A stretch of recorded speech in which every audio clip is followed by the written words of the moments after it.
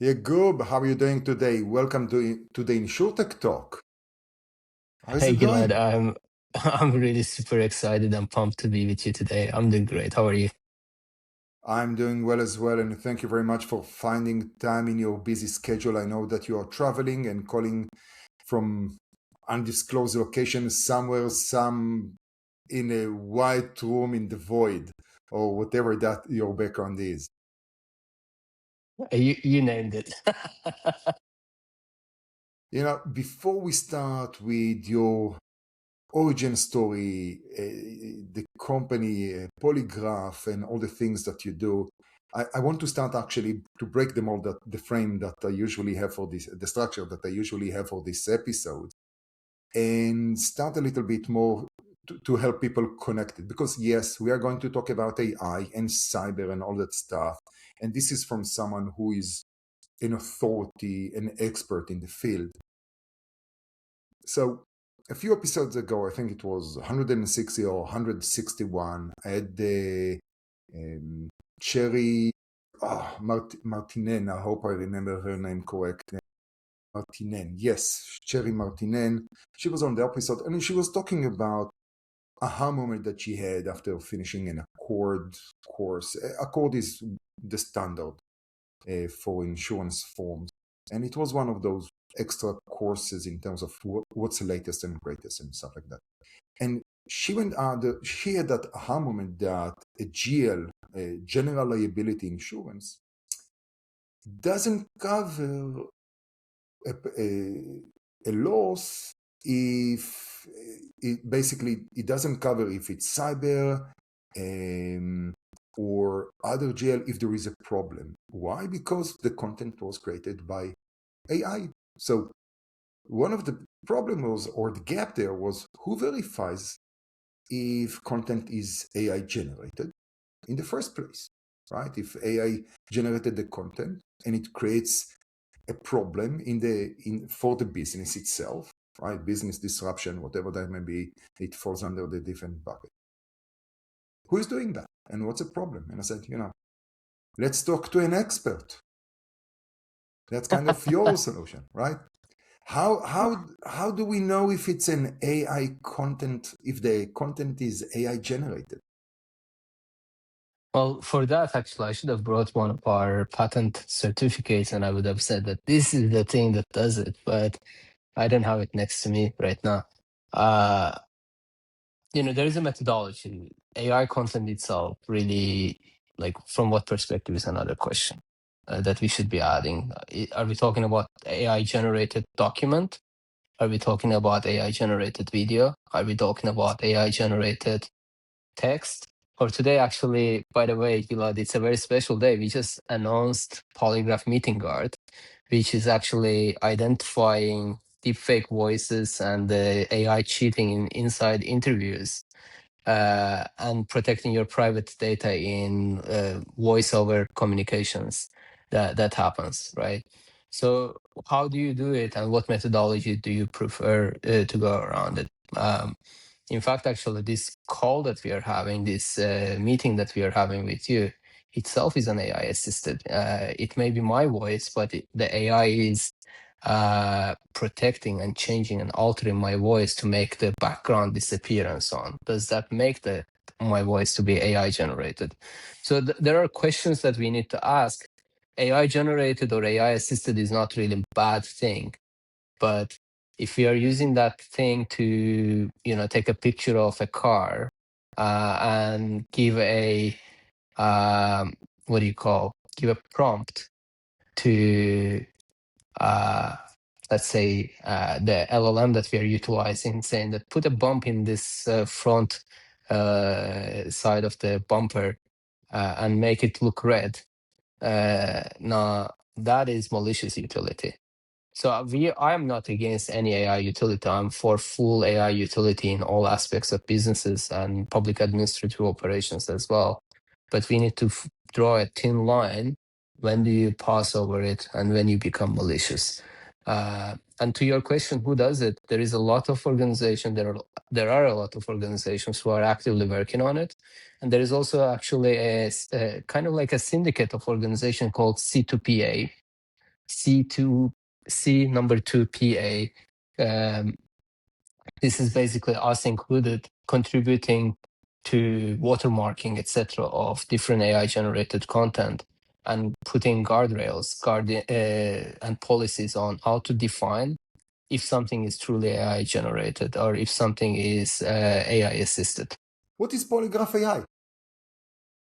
So Gilad, Polygraf.ai basically is, we defined as AI behavioral control plane, AIBC in short.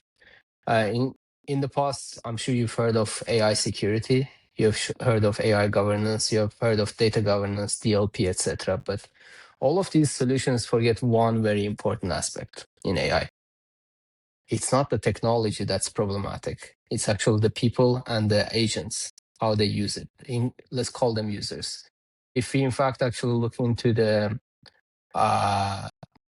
overall speaking, the last 6-12 months of cyber breaches, only 2 to 3% of it, in fact, actually less than 3% of it, is technology related failures.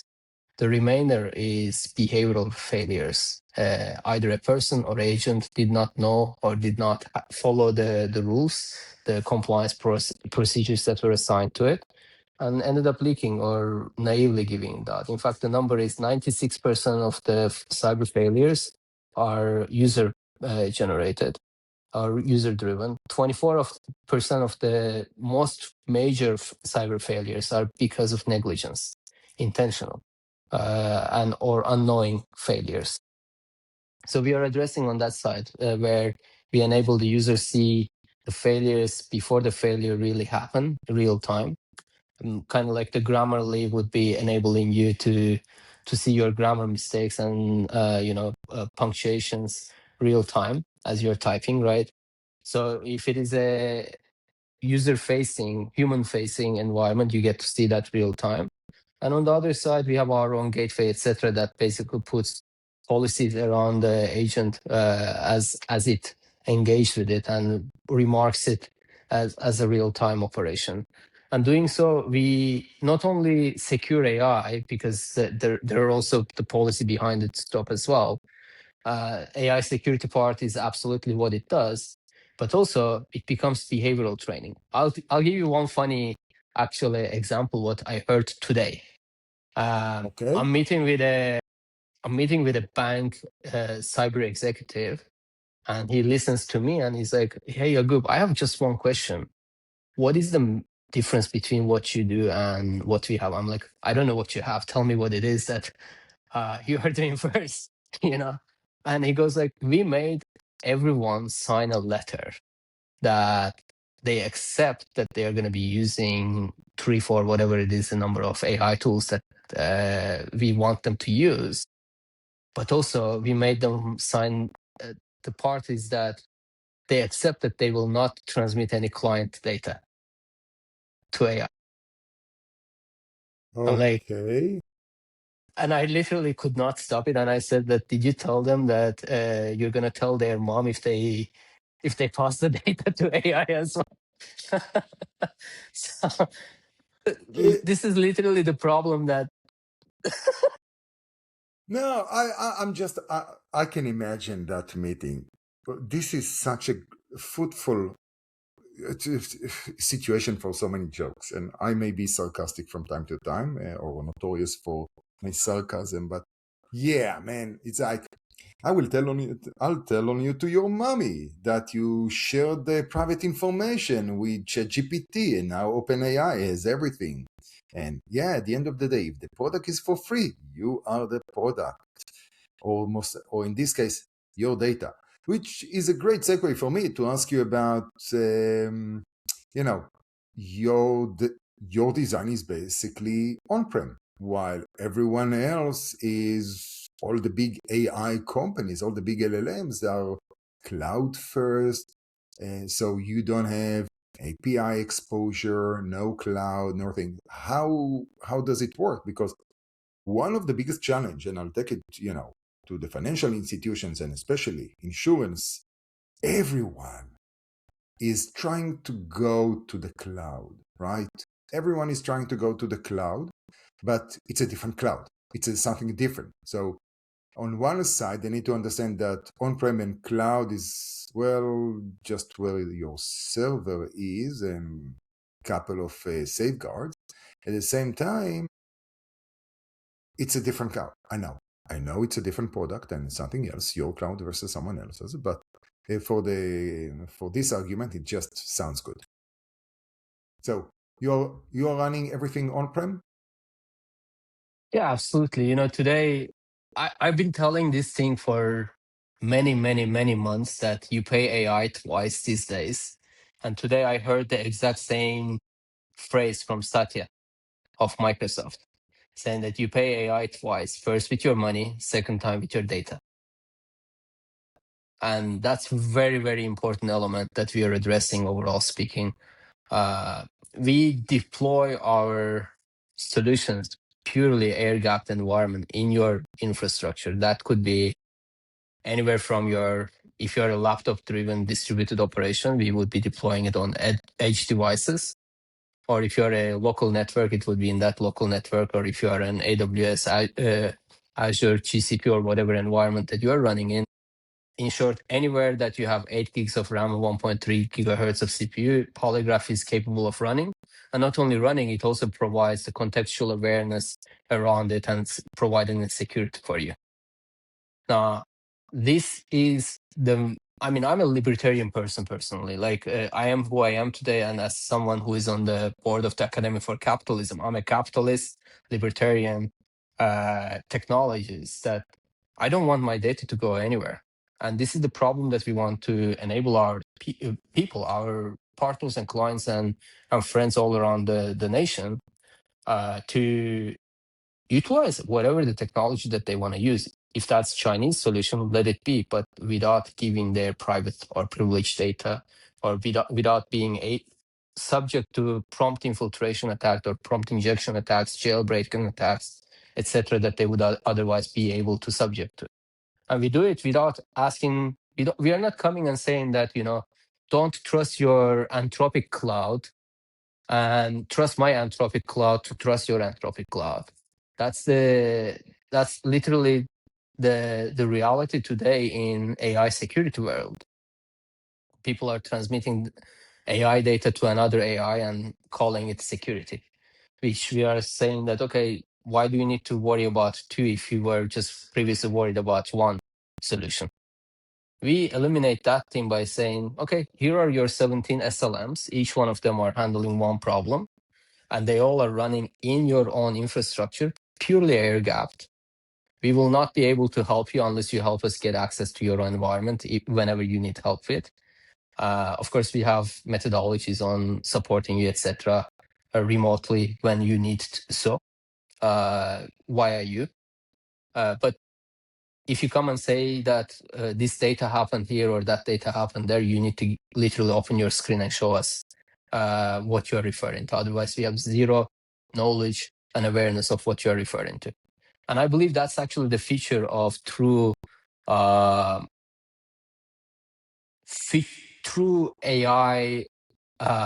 operations of the future. From enterprise, and forget even the word enterprise, critical is the correct word. Critical operations, AI activities. And critical operations is oil and gas, aka energy, nuclear if it would be, intelligence, defense. All of these things need to be secured locally. I mean, we actually ran some time ago. We were part of a study by a nonprofit, and this thing was studying basically Russian attack on Ukraine, and they were studying like what would Russians do in order to kill an entire city. It was not nuclear.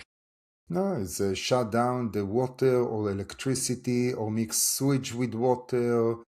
There are There all you kinds go. of ways that you can play with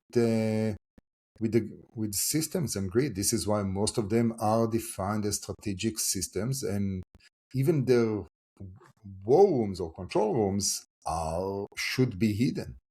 But And all of again, those things are digital. They are not. It's yeah. not a valve that they are operating. Like to kill a nation, you increase the mercury level in their water system, and you do it, 0.1% a day and every day, so that no one ever will notice it. By the time they notice it, you've already killed like 70 something percent of that Jesus. population. Wow. And this has already happened in the past. North Koreans infiltrated it to one of the cities, and an employee accidentally noticed it when that mercury level was already high. I think it was like 12% higher than what it was supposed to be. Ooh, wow. And it accumulated Uh, in the body and compounded already in the body of the population. so now let that sink in. That data, how did they do it? That data was leaked somewhere via something, and no one really captured it. And that's the problem that we are trying to solve, that there needs to be an independent non-third party that is sitting in your own infrastructure and watching through your critical operations 24/7 without ever retiring, and without ever also transmitting that data to any third party, including myself. So, usually, and this is why we kind of skip your origin story, because your origin story can be a few episodes, and I try to keep it to insurance or related to insurance and InsurTech, and not go into the what I like to call the Joe Rogan rabbit holes that can be very, very interesting conversations. Nowadays I actually haven't heard any of his episodes for a very long time now, but it's a good example.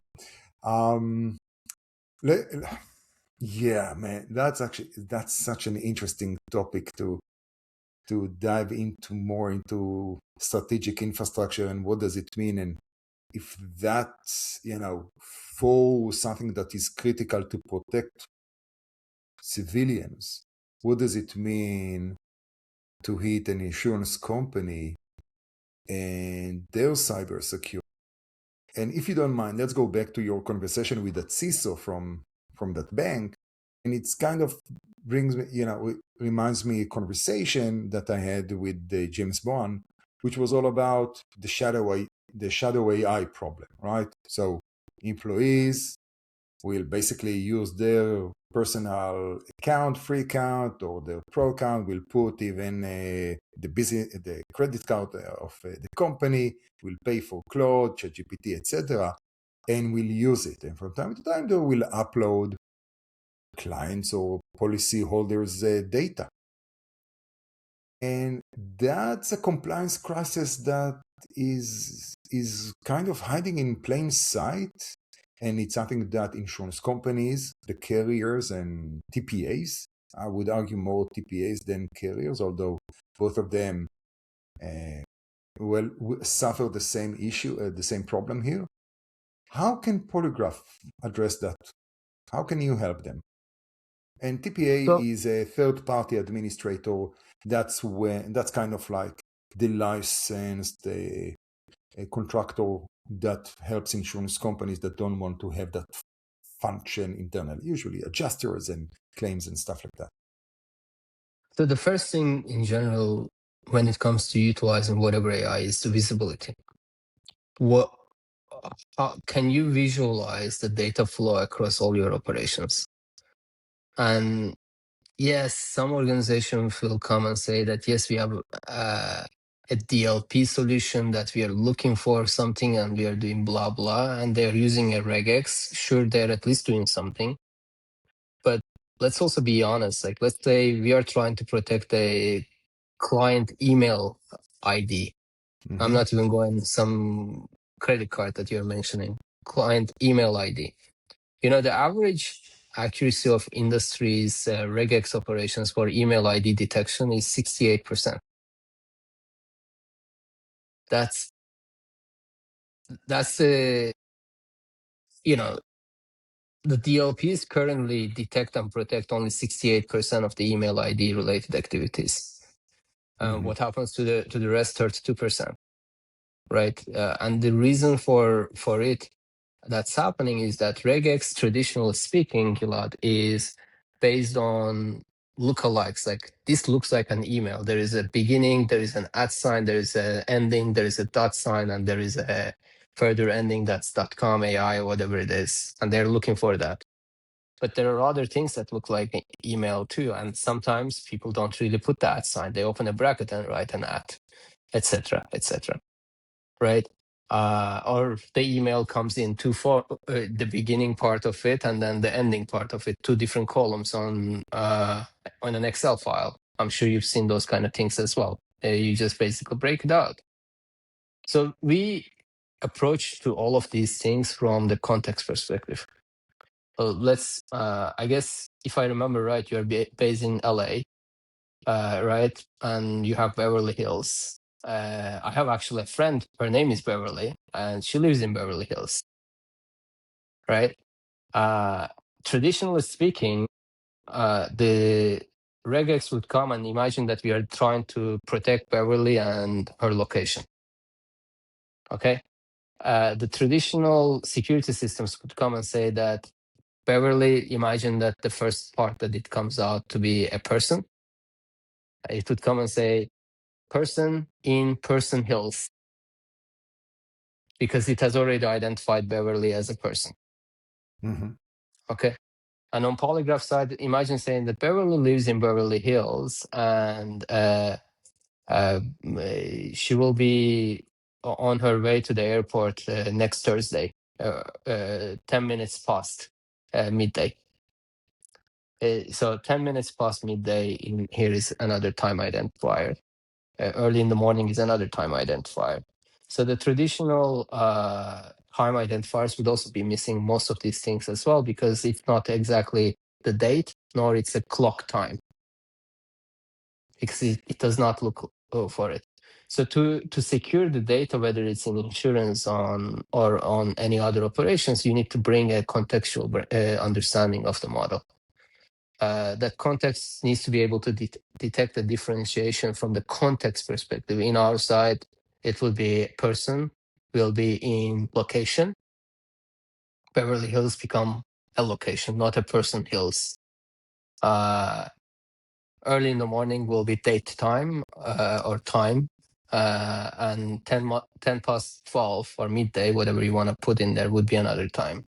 And not only you are doing it, now the goal is not to eliminate that data. If you eliminate it, you send it to AI. But I want to analyze certain something. I'm an analyst who has the right to see the data, but I don't have the right to transmit that data, right? I don't want to go ahead and be James Bond myself or whatever investigative something in there trying to see who was that person or who was that location, who was that date time. I want to be able to see what it is that I'm analyzing properly, real time. So from that perspective, you need to also utilize a wartime encryption methodology, literally where during the World War II, CIA used to utilize, where the data was kind of like encrypted, sent to one party, and the phrases of the meaning of that encryption would be sent by another party to decrypt it. So the recipient of it would actually end up seeing it normal. When they receive it, the two things come together. So we're looking at it from the very exact same methodology, that data gets to be anonymized and sent to LLM. And when it returns back, we put the exact same thing back to it locally on your own device. So the data never reached the LLM, but you get to analyze it as if it has reached to it, and you get to see everything normal. When you do all of these things, now the data stays basically on your sovereign environment. I don't like that word, but there is also lots of sovereign AI utility words. I don't think people even understand that one properly these days, what it means. But then at least you keep your data sovereign, you keep your data private, whereas you analyze it normal. And then I see another big problem on that side, or we see it, instead of saying me here. People try to anonymize everything, and they want to get results. And they want to do mathematical calculations by anonymizing or protecting the numbers in there. I'm like, so how are you supposed to say, like, hidden number 1 plus hidden number 2, does that make hidden number 3? It does not really work like that. So nothing plus nothing is still nothing. You need to make that nothing become something, overall speaking. So people need to pay a little bit of additional analytic decision on defining what it is that they are trying to accomplish. Let's talk more about how it impacts the business and what it means in terms of your approach to it. Because everything here, it's while we're talking about governance and trust and mainly a regulatory environment, you're working in a very, very regulated environment, and you're trying to provide your services. So you have HIPAA, your GDPR compliant, high trust, etc. And there is a lot of buzz about everything. But what does it mean in reality, right? When you deploy, AI detection or deploy any type of AI solution in a highly regulated company. Let's call it sensitive. Forget even the word regulated. Let's call it sensitive to make it important. Why am I mentioning the word sensitive?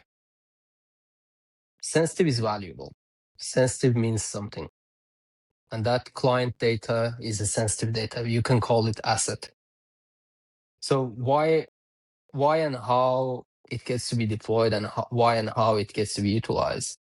We try not to actually work with anyone who treats their security as a checkbox, because they don't understand it. Sooner or later, we get into a disagreement on what we need to do, and they try to turn off as a feature or turn off as approach. And I cannot just go ahead. For us, we really are dedicated on what we are doing. It's not just a dollar figure. I would rather to lose a contract than to fake a contract. I hope that it is clear. And when it comes to in insurance world, as an example, which is most of the listeners in here, insurances have multiple different AI utility in here. They are doing these days QA on their call centers. And that QA, as an example, is going to often to directly one of the LLMs, or it's going to a transcription method, and then transcription goes to another LLM, and so on and so forth. And they try to put a little bit of a thing that when someone is about to put credit card, they disconnect the recording so that part doesn't become a PCI in compliance. But that's not enough. And also, there's another part. They are utilizing so-called critical document detection side on AI-generated comparison. And even on that side, there are lots of failures. I mean, we've seen it already in the past. Sometimes people, like as we mentioned here, sometimes people use AI to clear the blurriness of an image. Sometimes people will use AI to talk to you so that they can eliminate the background noise of a child crying and so on. That doesn't mean that these things are malicious.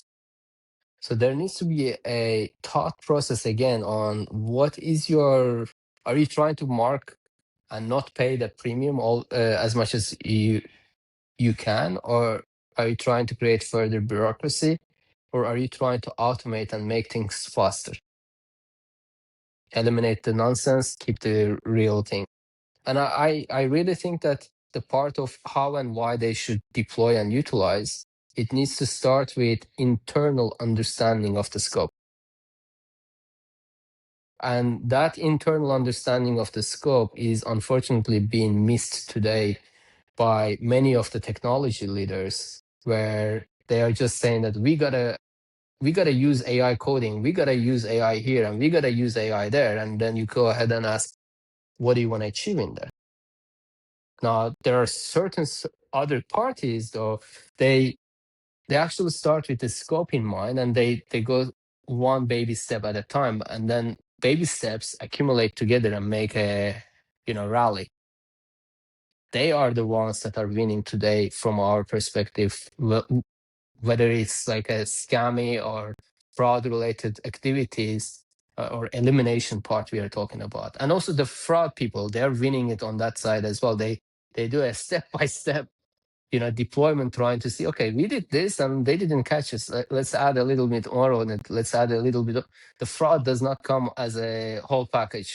We hardly talked about fraud detection and the deep fake that we see improving more and more, because most of the people, when they think about AI content, earlier we started with the AI generated content as a general liability. So a company will give AI to promote something and it will cause a disaster or a disturbance to their own business by saying, oh, I don't know, something outrageous that the AI created and that will kill the business or harm it. We talked mainly on cybersecurity, compliance, and governance because that's part of your background, and we started with the CISO example, so that kind of took us towards that.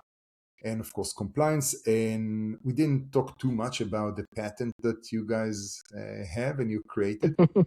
And of course, the data provenance, which is one of the biggest challenges, especially in insurance, as data is the gold. That's like the gold key to the kingdom in insurance, because that's part of the secret. And by the way, whenever there is some sort of a cyber breach, the first people you call are not the cyber security specialists. It's the lawyers, because you are now in a double whammy. You are in a double pile of, so to say, troubles, because all that PI and PAI information are now leaked out, and that's on the insurance company. And the thing that we haven't touched yet was the deep fakes. And I think that you mentioned, or I saw that somewhere, that you can even recognize who generated that deep fake. So when it comes to fraud detection, you can say, oh, that one was created by Claude, the other one was created by Gemini, or something like that. I hope that I presented it correctly. That capability of ours is going down lower and lower. And I need to be, again, I'm not here to come and fake out anything to anyone. The reason is that models are distilling from each other. And as the models are distilling from each other while they're being trained, now there is we started initially with text as an example. With the text, we were the very first company in the world that could distinguish between DeepSeek and OpenAI, ChatGPT, to Claude, to Quen, etc., by the name, llamas, and so on and so forth. But we see that that capability, the naming part, is going down lower and lower as things are. I'm sure you've seen Alibaba being sued by, I think it was Cloud, for distilling from Cloud as an example, right? So yes, we can do it, but I'm not going to go ahead and say that, oh, we are doing it a 95% accuracy on it. That accuracy is very moderate right now. The main thing that I think we are doing is that we have a methodology on looking at data and mapping, like chaotic data that we are looking at, and utilizing one of our models and mapping out a crime ring that basically this data set that is being looked at is connected somehow each other. And we have in the past, as an example, worked with American Security Fund, and I'm using a name in here, and looked into anti-Semitic posts, as an example, all around the world as well. And we could actually map it out and see a ring of bots being organized by one party. And basically centralized coordination of it. And if we can utilize that kind of approach, and I'm not saying we are doing it fully yet, to fraud detection part, and instead of saying that, this is fraudulent, that's not fraudulent, but bringing a mark on fraud related things and marking it to a ring, because many of these things are coordinated. They are not just one person, they are actually coordinated people of parties trying to squeeze as much of a dime as possible from providers. And as a result, you and myself, we are paying extra for our premiums and so on.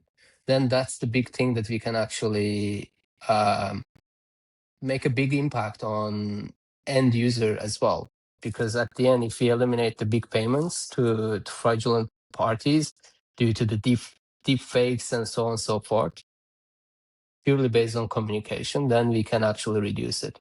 This is something that we have a vision on, that we are working on. We have already achieved version 1 of it, and there is more that's to come on that side, on our side. And that makes me honestly, Gilad, excited about future. Like, people say AI is dangerous, it's going to lose people's job and so on. I'm like, no, No, AI will help you save a lot of money, and AI will help you to be more productive, and AI will help you to have more time for your kiddo, that you can be a person again. now I think AI is going to create a shift in jobs. Now we see that as a great excuse to clean house, to optimize things like that. There are a few startups that had the opportunity to talk, that they mentioned that that's their goal. This is what they're communicating with their investors, which yeah, it's really depend who and at what stage you are and where are you in your capital needs, and to improve the different multiples that you're seeking or different KPIs. When we look on it on a macro, and again, this is a gut feeling and things that we saw earlier in the internet bubble of the late 90s, or when we saw the mobile innovation and all that stuff, things change. And I think that it will just introduce new jobs that we are not familiar with today. And that's kind of my gut feeling. But because I know that we are running out of time, so let me, and there are so many other questions that I wanted to talk, and topics that I wanted to talk with you about, but let me jump directly to the last question that I'm asking everyone. What is something the insurance industry should be talking about that is not talking about enough? I think some of the biggest things is that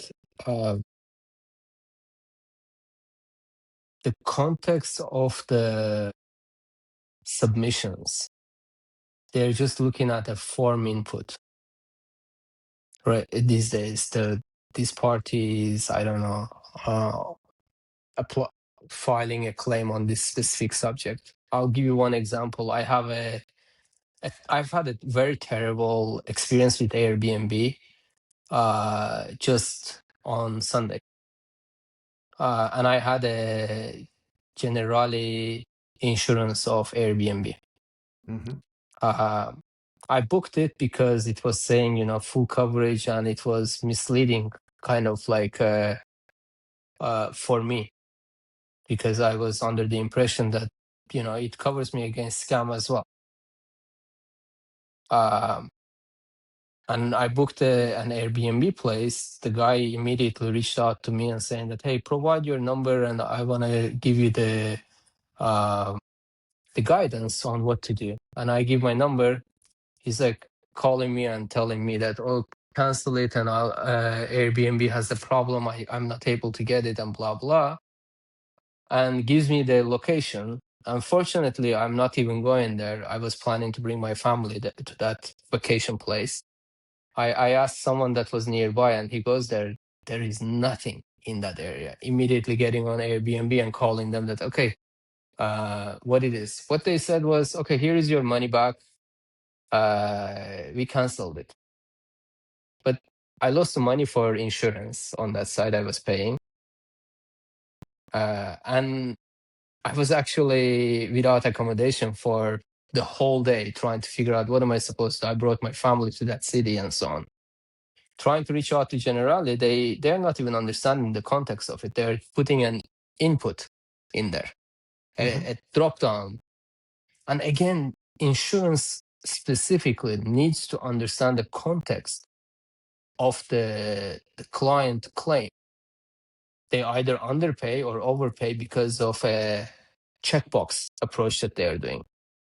And AI will enable them, if they actually pay proper attention, of extracting value, extracting additional data out of such client input. I mean, my own life was endangered if I would have brought my family to there and the guy, I don't know, he pulls a gun or something like that on me. I'm in Middle East, by the way, right now. It was happening in Middle East to me. And who would have been responsible for it? And what is the insurance doing on it? There was zero insurance. Generally, I think the name of the insurance was, I may be mistaken, whatever the Airbnb uses on their insurances. So It was complete was failure. it a travel insurance? It was Or saying, I did not honestly read the full disclaimer of what it was. I was booking on it. It was saying like, secure your booking. secure your I booking? right? Secure your booking. I'm expecting that, something goes wrong, Airbnb or this insurance will provide me another accommodation or something within the lines. I'm going to a hotel and I'm expecting, a room gets to be flooded. Hotel doesn't say that, I'm sorry, good luck, here is your money, go find a room.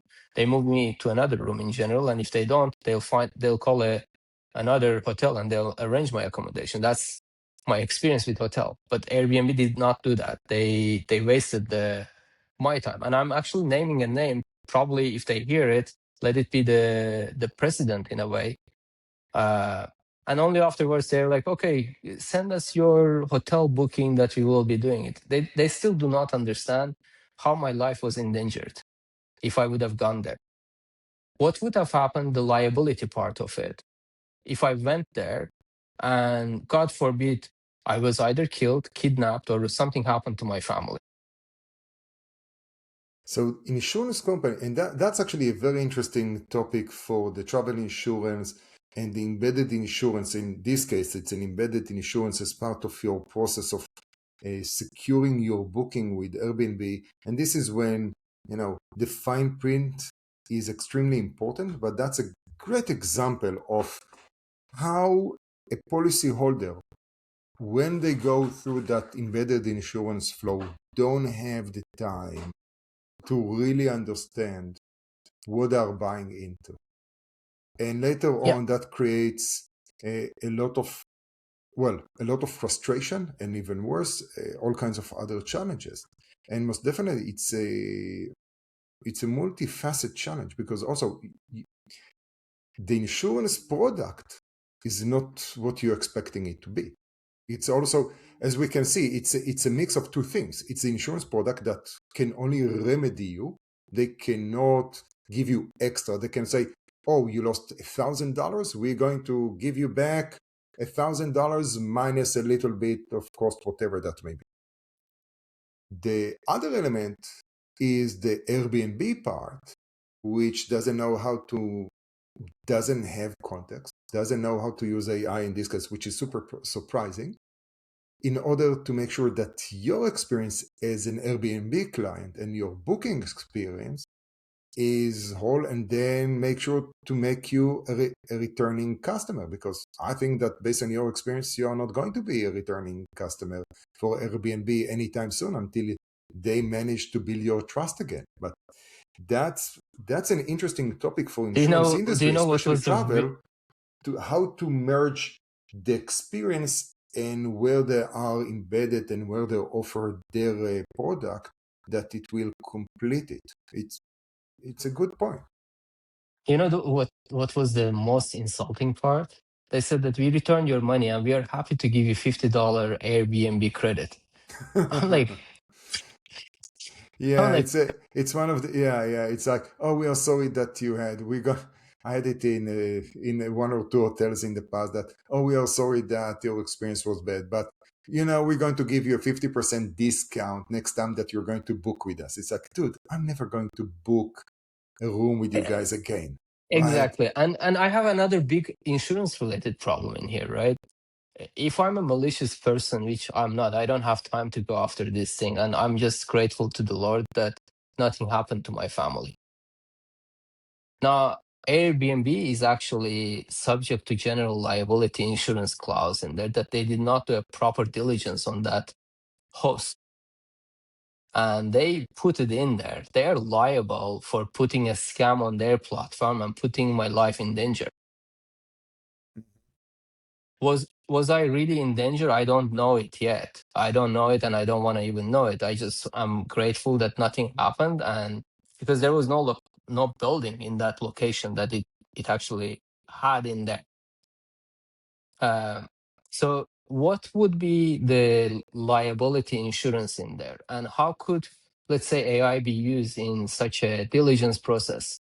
As an example, as I've said, in my mind, the way that I'm envisioning it is that solution that I was mentioning, the fraud and malicious parties, etc. They basically submit a solution and it marks it you as a malicious group. You are in the no go zone, and you need to go through the secondary onboarding process. And if you fail it, you don't get on it at all.